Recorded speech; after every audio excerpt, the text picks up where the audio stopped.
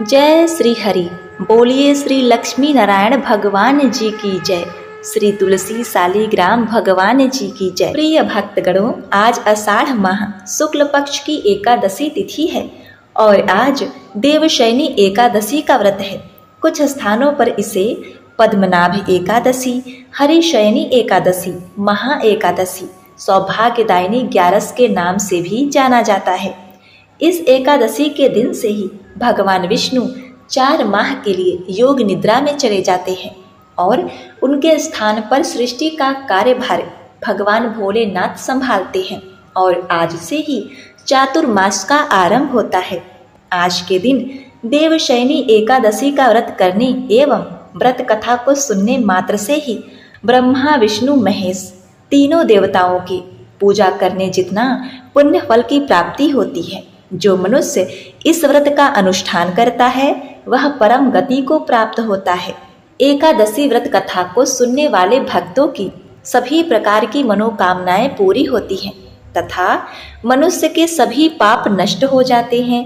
धन, पुत्र, सौभाग्य, भोग तथा मोक्ष की प्राप्ति होती है। 1000 गौ दान करने के बराबर पुण्य फल की प्राप्ति होती है। तो आज मैं सुना रही हूँ सभी मनोकामनाओं को पूर्ण करने वाली देवशयनी एकादशी व्रत की बड़ी दुर्लभ संपूर्ण व्रत कथा। किंतु इन कथाओं को पूरा सुनने से ही सभी मनोकामनाएं पूर्ण होती हैं। एकादशी कथाओं को आधा अधूरा सुनने से पूर्ण फल प्राप्त नहीं होता। तो आइए बड़ी श्रद्धा तथा प्रसन्न चित्तमन से इन कथाओं का श्रवण करते हैं। एक बार अर्जुन ने भगवान श्री कृष्ण से कहा, हे मधुसूदन, हे कृष्णा, आषाढ़ माह के शुक्ल पक्ष की एकादशी का क्या नाम है? उस दिन किस देवता का पूजन किया जाता है तथा इस व्रत को करने से कौन से पुण्य फल की प्राप्ति होती है? कृपा कर यह सब विस्तार पूर्वक बताइए। भगवान श्री कृष्ण ने कहा, हे धनुर्धर, एक बार नारद जी ने ब्रह्मा जी से यही प्रश्न पूछा था। तब ब्रह्मा जी ने कहा कि नारद, तुमने कलयुग में प्राणी मात्र के उद्धार के लिए सबसे श्रेष्ठ प्रश्न पूछा है, क्योंकि एकादशी का व्रत सब व्रतों में उत्तम होता है। इसके व्रत से सभी पाप नष्ट हो जाते हैं। इस एकादशी का नाम देवशयनी है। यह व्रत करने से भगवान विष्णु प्रसन्न होते हैं। सो हे नारद, इस संबंध में मैं तुम्हें एक पौराणिक कथा सुनाता हूँ। ध्यान पूर्वक श्रवण करो। प्राचीन काल में देवताओं और ब्राह्मणों की निंदा करने वाला एक महाप्रतापी जुआरी था। वह सदा पराई स्त्रियों में आसक्त रहता था। एक दिन उसने कपट पूर्व जुए के द्वारा बहुत सारा धन जीता। फिर अपने हाथों से पान का तिकोना बीड़ा बनाकर तथा गंध और माला आदि सामग्री जुटाकर एक वेश्या को भेंट करने के लिए वह उसके घर दौड़ा। रास्ते में उसके पैर लड़खड़ा गए और उसी समय वह पृथ्वी पर गिर पड़ा। गिरने पर क्षण भर के लिए उसे मूर्छा आ गई। जब मूर्छा दूर हुई तब पूर्व जन्म के किसी अन्य प्रभाव से उसके मन में सद्बुद्धि उत्पन्न हुई। जुआरी के मन में अपने कार्यों के लिए दुख और वैराग्य पैदा हुआ। उसने पृथ्वी पर पड़ी हुई गंध, पुष्प आदि सामग्री भगवान शिव जी की सेवा में समर्पित कर दी। जीवन में केवल यही एक पुण्य का काम उसके द्वारा किया गया। मृत्यु के बाद जब यमराज के दूत उसे यमलोक ले गए तब यमराज ने उससे कहा, तुम अपने पापों के कारण बड़े बड़े नरकों की यातना भोगने के योग्य हो। तब उसने कहा, हे धर्मराज, यदि मेरा कोई पुण्य भी हो तो उस पर भी विचार कर लीजिए। तब चित्रगुप्त ने कहा, तुमने मृत्यु से पहले पृथ्वी पर पड़े हुए कुछ पुष्प भगवान शिव जी को अर्पित किए थे। इस सत्कर्म के बदले तुम्हें 3 घड़ी के लिए इंद्र का पद प्राप्त होगा। चित्रगुप्त की बात सुनकर जुआरी ने कहा, मैं सबसे पहले अपना शुभ कर्म भोगूंगा। उसके ऐसा कहने पर देवगुरु बृहस्पति जी देवताओं सहित वहां आ पहुंचे और उस जुआरी को ऐरावत हाथी पर लेकर इंद्र भवन गए। वहां बृहस्पति जी ने इंद्र से कहा, तुम 3 घड़ी के लिए इसे अपना सिंहासन प्रदान कर दो। गुरु की बात मानकर इंद्र ने जुआरी के लिए अपना सिंहासन छोड़ दिया। जब जुआरी इंद्र के सिंहासन पर बैठा तब उसने दान देना आरंभ कर दिया। महादेव शिव जी के प्रिय भक्त ऐरावत हाथी को उसने अगस्त ऋषि को प्रदान कर दिया। उच्चैसरवा नामक घोड़ा विश्वामित्र को दे दिया। उसने कामधेनु गाय महर्षि वशिष्ठ को दे दी और चिंतामणि नामक रत्न गालव मुनि को समर्पित कर दी। उसने कल्प वृक्ष उठाकर कौटिल्य मुनि को दे दिया। जब तक 3 घड़ी पूरी नहीं हुई तब तक वह ऐश्वर्य व वैभव की समस्त चीजों को दान देता रहा। 3 घड़ी के पश्चात यमराज के दूत उसे वापस ले गए। जुआरी के दान पुण्य कर्म से यमराज ने उसे पुनः पृथ्वी पर जीवन प्रदान कर दिया। वही जुआरी अपने अगले जन्म में विरोचन के पुत्र बलि के रूप में पैदा हुआ। उसकी माता का नाम सुरुचि था। बलि के गर्भ में आने से विरोचन और सुरुचि का मन धर्म और दान में अधिक लगने लगा। असुर कुल में पैदा होने के बाद भी बलि एक महान योद्धा, विष्णु भक्त एवं दानवीर था। उसकी प्रकृति उदार थी, परंतु उसे अपनी शक्ति और वैभव का अहंकार था। अतः यह बात उस समय की है जब विरोचन का पुत्र बलि गर्भ में था। उसी समय इंद्र दैत्यराज विरोचन को मारने की इच्छा से भिक्षुक ब्राह्मण का रूप धारण कर उसके घर गए और उन्होंने विरोचन से कहा, राजन, मुझे अपनी रुचि के अनुसार कुछ दान मिलना चाहिए। याचक की बात सुनकर विरोचन ने कहा, यदि आपकी इच्छा हो तो मैं इस समय अपना मस्तक भी दे सकता हूँ। इसके सिवाय अपना निष्कंष्ट राज भी आपको समर्पित कर दूंगा। विरोचन के ऐसा कहने पर इंद्र ने सोच विचार कर कहा, हे राजन, मुझे अपना मुकुट मंडित मस्तक उतार कर दे दीजिए। ब्राह्मण रूपधारी इंद्र के ऐसा कहने पर प्रहलाद पुत्र विरोचन ने प्रसन्नतापूर्वक अपने हाथ से अपना मस्तक काट कर इंद्र को दे दिया। इसके बाद बलि का जन्म हुआ। जब वह वयस्क हुआ तो दैत्य गुरु शुक्राचार्य ने बलि को उसके पिता के सिंहासन पर अभिषिक्त किया। बलि को इंद्र द्वारा उसके पिता विरोचन के साथ छल करने की बात भी बताई। यह सब सुनकर बलि के हृदय में देवताओं के प्रति आक्रोश भर गया।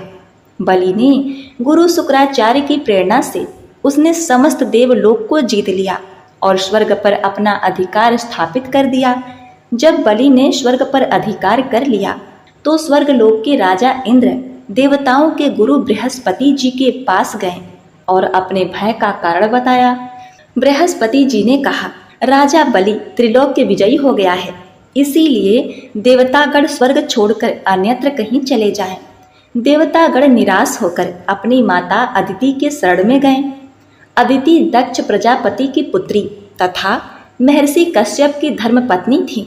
देवताओं की स्थिति जानकर अदिति ने कहा, तुम लोग भय मत करो, मैं कुछ उपाय करती हूँ।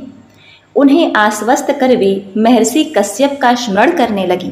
महर्षि कश्यप सृष्टि कार्य से विरक्त हो चुके थे और नारायण के ध्यान में ध्यानस्थ थे। एक दिन जब महर्षि कश्यप की समाधि टूटी तो उन्हें अदिति का ध्यान आया। फिर वह अदिति के आश्रम की ओर चल पड़े। महर्षि कश्यप के आश्रम पहुंचने पर अदिति ने उन्हें बलि द्वारा स्वर्ग पर अधिकार किए जाने की सूचना दी। कुछ देर विचार करने के पश्चात कश्यप जी ने अदिति से कहा, हे प्रिय, तुम नारायण जी की उपासना करो, उनके अतिरिक्त कोई इस विपत्ति को दूर नहीं कर सकता। तुम श्री हरि को प्रसन्न करने के लिए तप करो। महर्षि कश्यप के कहने पर देव माता अदिति ने 12 दिनों तक व्रत करके भगवान विष्णु की आराधना की। देवतागण भी ब्रह्मा जी के सलाह पर क्षीर सागर के ऊपरी तट पर श्री नारायण की तपस्या करने लगे। स्वयं महर्षि कश्यप भी परम तत्व नामक स्रोत द्वारा भगवान का स्तवन करने लगे। देव माता अदिति महर्षि कश्यप और इंद्र आदि देवताओं की आराधना से प्रसन्न होकर भगवान विष्णु ने उन्हें आश्वस्त किया कि वह इंद्र का राज्य वापस दिलाएंगे। इस कार्य को निष्पादित करने के लिए वह माता अदिति के गर्भ से ही उत्पन्न होंगे। अपने वचन के अनुरूप भगवान विष्णु महर्षि कश्यप और अदिति के संतान के रूप में वामन अवतार धारण कर उत्पन्न हुए। भाद्रपद माह के शुक्ल पक्ष की द्वादशी के मध्याह्न में प्रयाग में वामन भगवान का अवतरण हुआ था। इस प्रकार भगवान वामन अदिति के 12 पुत्रों, जिन्हें आदित्य कहा जाता है, उसमें से एक हुए। जब भगवान विष्णु वामन अवतार में प्रकट हुए तब ब्रह्मा जी ने आकर उन्हें यज्ञोपवीत दिया। चंद्रमा ने दंड काष्ठ प्रदान किया। मृग चर्म और मेखला मंगाई गई। पृथ्वी ने उन्हें चरण पादुका भेंट की। जब राजा बलि ने स्वर्गलोक पर अधिकार कर लिया तो एक दिन उसने दैत्यों से कहा कि संपूर्ण असुर पाताल लोक छोड़कर यही मेरे समीप स्वर्गलोक में निवास करें। यह सुनकर शुक्राचार्य ने कहा, यदि तुम स्वर्गलोक में चाहते हो तो तुम्हें अश्वमेघ यज्ञ द्वारा अग्निदेव की आराधना करनी होगी।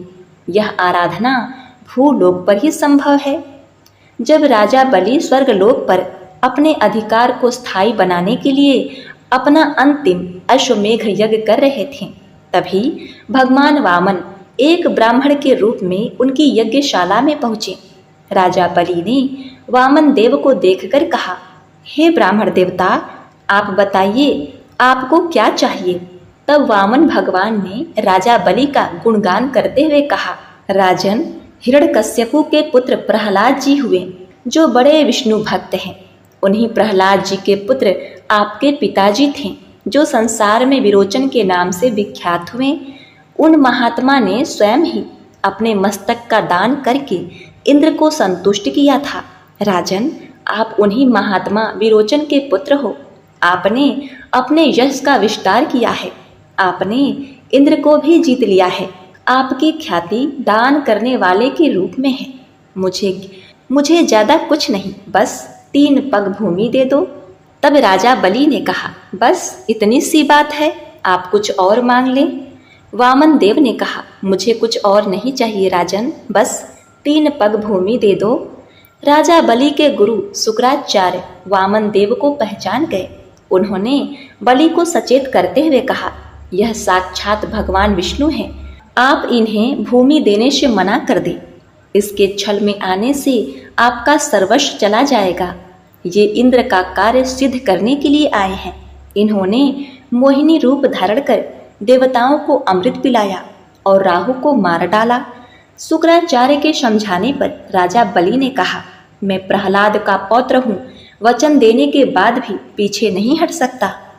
बलि से भूमि दान का संकल्प लेने के बाद भगवान वामन अपने विराट रूप में उपस्थित हो गए। उन्होंने एक पग में संपूर्ण पृथ्वी एवं दूसरे पग में ऊपर के सभी लोगों को नाप लिया। उनका दूसरा पग सत्यलोक में जाकर ठहरा था। ब्रह्मा ने अपने कमंडल के जल से भगवान के उस चरण को पखारा।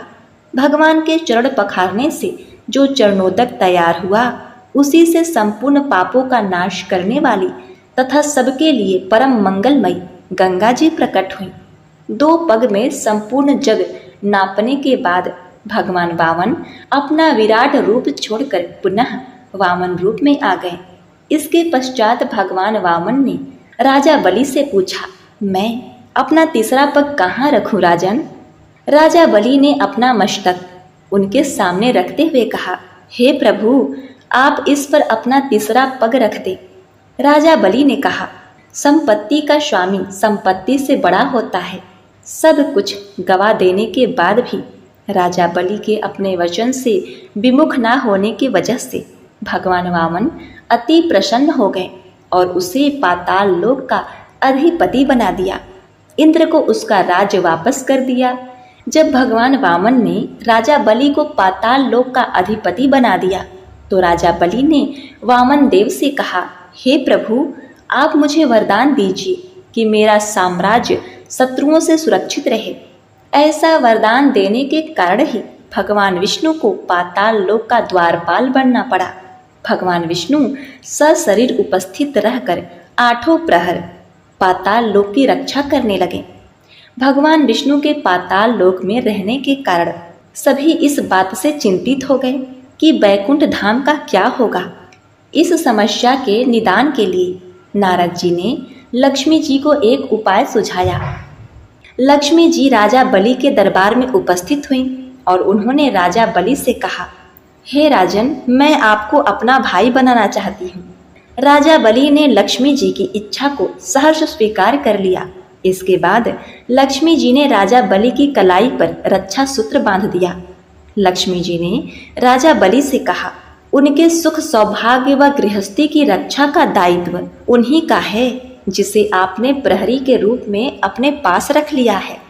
लक्ष्मी जी की बात सुनकर राजा बलि ने भगवान विष्णु को प्रहरी के कार्य से मुक्त कर दिया।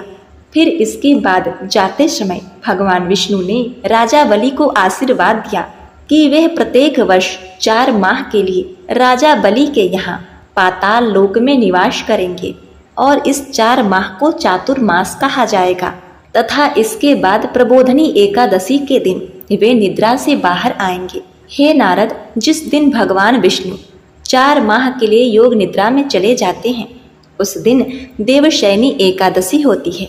अब तुम्हें मैं देवशयनी एकादशी का व्रत करने वाले राजा मानधाता की कथा का वर्णन करता हूँ।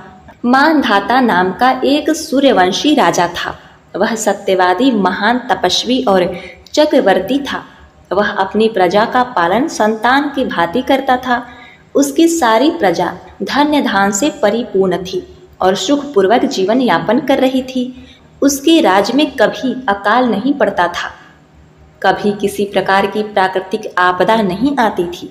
परंतु न जाने उससे देव क्यों रुष्ट हो गए थे।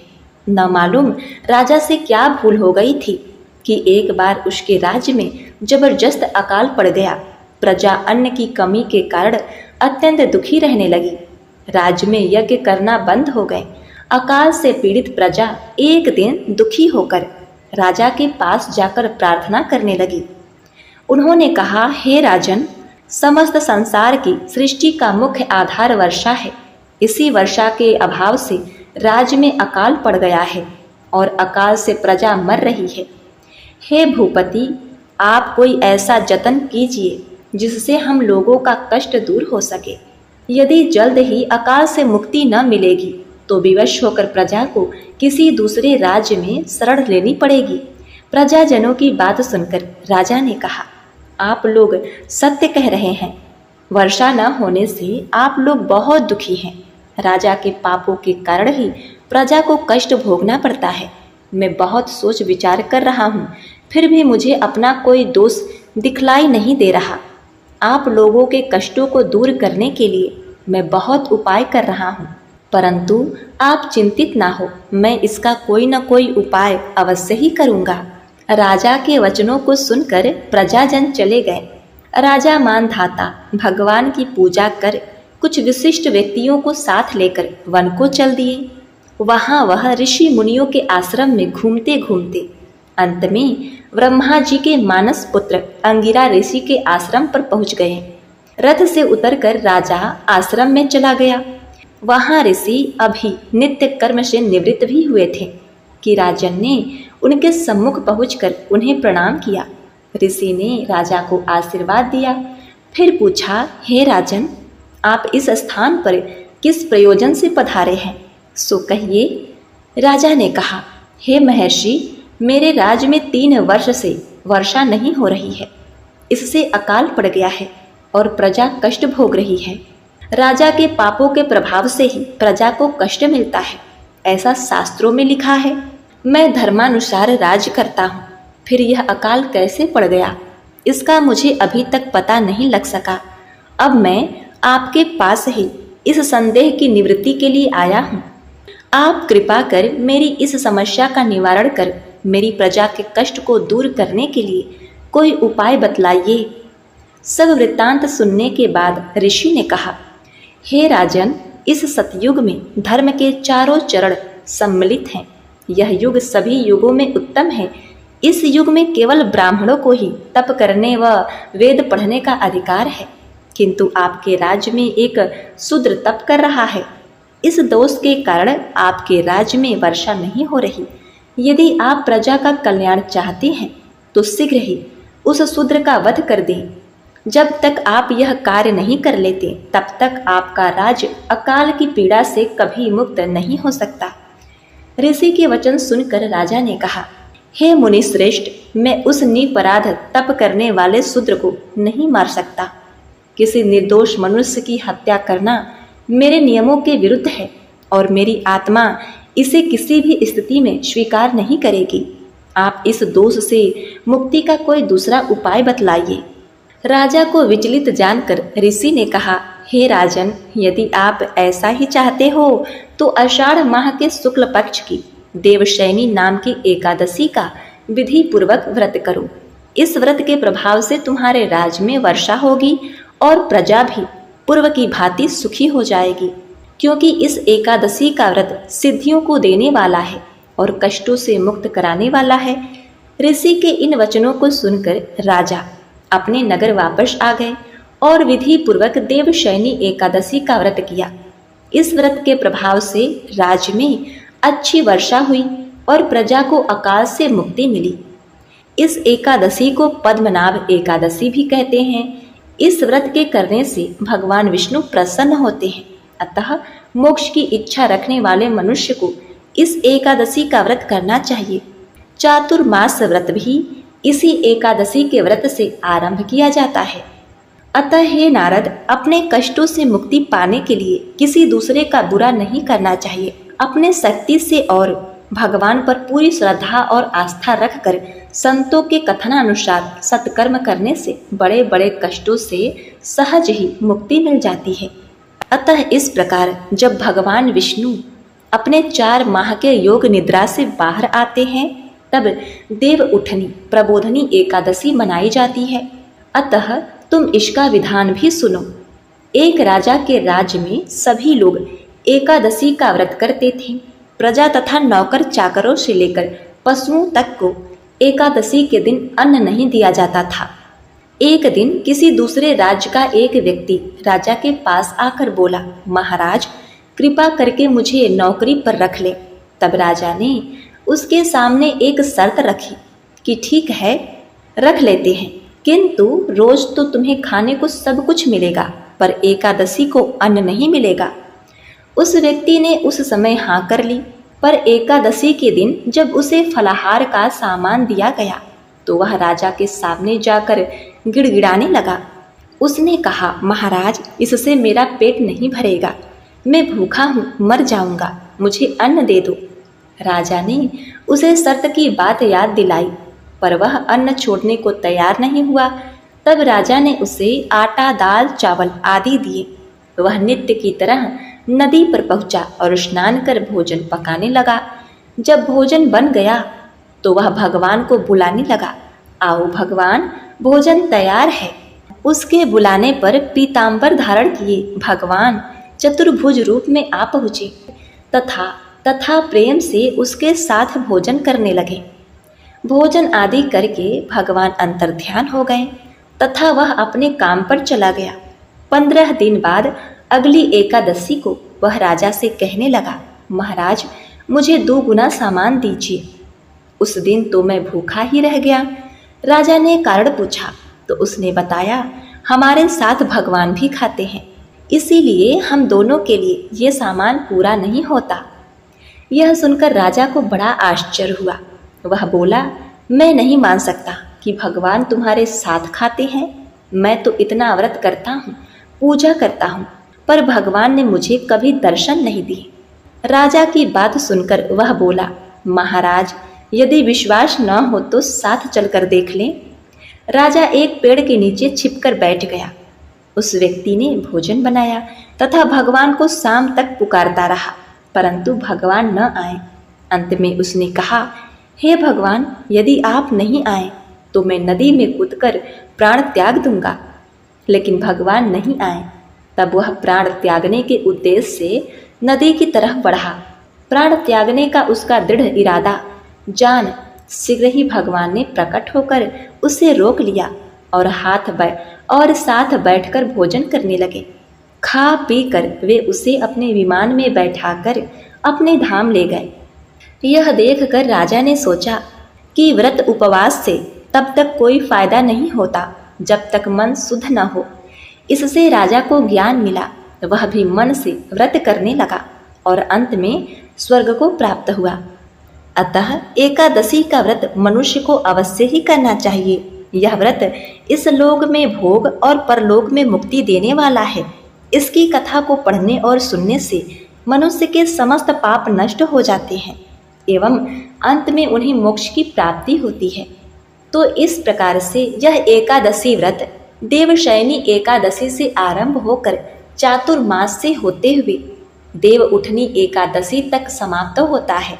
जो व्यक्ति इस दौरान धर्मानुसार कार्य करता है, भगवान विष्णु का पूजन करता है एवं एकादशी महात्म कथा का श्रवण करता है या फिर अधिक से अधिक बार हरे कृष्ण महामंत्र का जप करता है, तो भगवान विष्णु उससे प्रसन्न होते हैं और उसे वैकुंठ का धाम प्राप्त होता है तथा जीवन पर्यंत उसे सभी सुखों की प्राप्ति होती है। तो बोलिए श्री लक्ष्मीपति विष्णु भगवान की जय। ओम नमः शिवाय। हरे कृष्ण।